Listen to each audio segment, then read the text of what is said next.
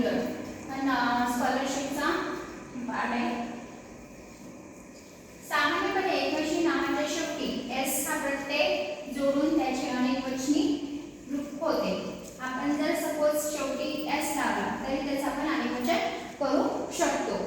तर आता इथे बघा bat bats, eyes eyes, cap caps, ball balls, day days, house houses. आता एकवचनचं अनेकवचन करायचं असेल तर सामान्य आपण काय करतो एस लावतो. पण प्रत्येक वर्ड्समध्ये असं नाही. प्रत्येक एकवचन आपण अनेकवचन एस लावून करू शकत नाही. त्याचे काही नियम आहेत ते आपल्याला बघायचे.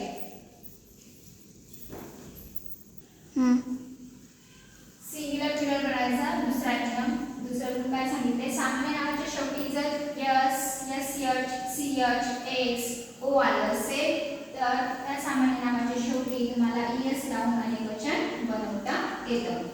जर तुमच्या एकवचनीच्या शेवटी S S H C H X किंवा ओ आला असेल तर त्या सामान्य नावाच्या शेवटी तुम्ही एस हा प्रत्यय लावून अनेकवचन बनवू शकता.